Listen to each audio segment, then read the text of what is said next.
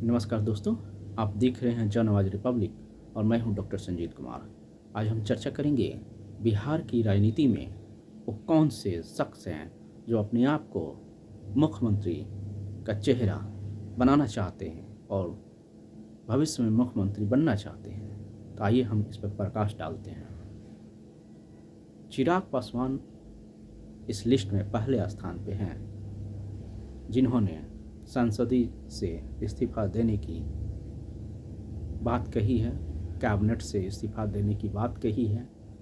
Cabinet मंत्री से वो इस्तीफा दे करके बिहार की राजनीति में आना चाहते हैं। तो स्वाभाविक बात है कि वो विधायक बनने के लिए तो संसदीय छोड़ेंगे नहीं, कैबिनेट मंत्री का पद छोड़ेंगे नहीं। उनकी लालसा है कि वो सीएम बने 2025 में। लेकिन देखना ये होगा कि वो अलायंस में लड़ते हैं, बीजेपी अलायंस में लड़ करके वो जिस कोशिश में लगे हैं कि कोई ऐसी परिस्थिति हो जिससे उनको सीएम बनने का मौका मिले, तो उनके सीएम बनने का चांस बहुत ही कम नज़र आता है। क्योंकि 11 साल का संसदीय कार्यकाल में उन्होंने कोई ऐसा काम नहीं किया है जिससे बिहार की जनता में एक संदेश जा सके कि अगर चिराग पासवान सीएम बनते हैं तो बिहार को कोई खास फ़ायदा होगा या आम जनता को कोई फ़ायदा होगा, दलित वर्ग को कोई फ़ायदा होगा। जिस वर्ग से आते हैं दलित वर्ग के लिए उन्होंने 11 साल के कार्यकाल में कोई ऐसा कदम नहीं उठाया, कोई ऐसी आवाज़ नहीं उठाई जिससे दलित वर्ग उन पर विश्वास कर सके। तो इस समझने की ज़रूरत है कि उनकी राजनीति किस करवट मोड़ ले रही है। क्योंकि सीएम बनने की लालसा अलग बात है, लेकिन अगर सीएम बनना है तो उसके लिए जनता के बीच जाना होता है, जनता के मुद्दे, जनता की हर सुख दुख में साथ रहना पड़ता है।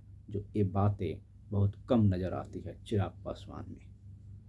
चिराग पासवान जिस वर्ग से आते हैं उस वर्ग की तो वो भूल ही गए हैं कि वो दलित वर्ग में पैदा लिए हैं। चूँकि अगर उनको ये बात समझ में आती कि वो दलित वर्ग से आते हैं तो 11 साल के संसदीय कार्यकाल में वो इस वर्ग की दशा दिशा और स्थिति सदन में उनकी बात को उठाने का प्रयास करते हैं। 11 साल के संसदीय कार्यकाल में उन्होंने दलितों के लिए कोई ऐसी बात नहीं उठाई कि दलित उन पर विश्वास कर सके, उन पर वोट उनकी बौछार कर सकें। बिहार की बात करते हैं, नारा देते हैं बिहार फर्स्ट, बिहारी फर्स्ट, लेकिन संसदीय कार्यकाल में अपने संसदीय क्षेत्र में ही कोई ऐसा उल्लेखनीय कार्य नहीं किए हैं जो एक मॉडल बन करके बिहार में वो पेश कर सकें। कोई तो ऐसा कार्य होना चाहिए जिससे लोग उनसे प्रभावित हो और उनके पक्ष में मतदान दें। ऐसा कोई कार्य उन्होंने 11 साल के संसदीय क्षेत्र में, संसदीय कार्यकाल में किया हो तो उन पर विश्वास किया जा सकता है।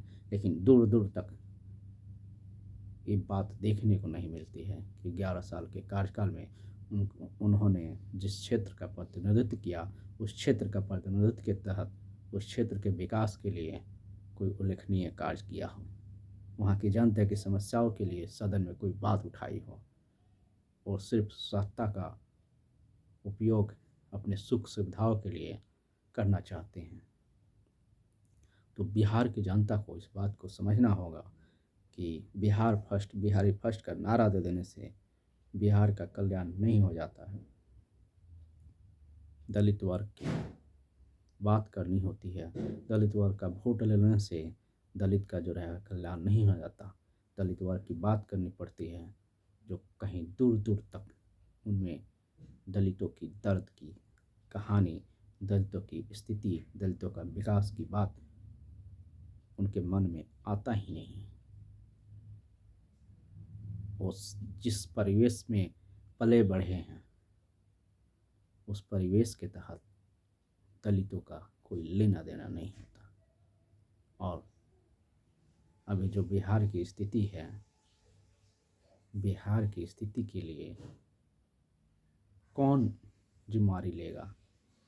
सिर्फ मुख्यमंत्री बनने के लिए, नारा देने के लिए वो इस बात को अगर कहते हैं, सरकार पे अगर उंगली उठाते हैं तो एक अलग चीज़ है, लेकिन रिस्पॉन्सिबिलिटी लेना एक अलग चीज़ होती है। जब तक आप जनता के लिए काम नहीं कीजिएगा तब तक जनता आप पे विश्वास नहीं करेगी। हो सकता है अलायंस में आते हैं, उनको वोट मिल जाता है तो इससे उनको लगता है कि वो जो रहेगा सीएम बन सकते हैं, लेकिन धरातल पे कितना उनका पकड़ है, दलितों के बीच में उनकी कितनी पकड़ है, ये तो वक्त बाद बताएगा। आज की वीडियो में इतना ही। आपको मेरा विचार कैसा लगा इसकी जानकारी आप कमेंट बॉक्स में दें। आप देख रहे हैं जन आवाज़ रिपब्लिक और मैं हूं डॉक्टर संजीत कुमार। जय भीम, जय भारत।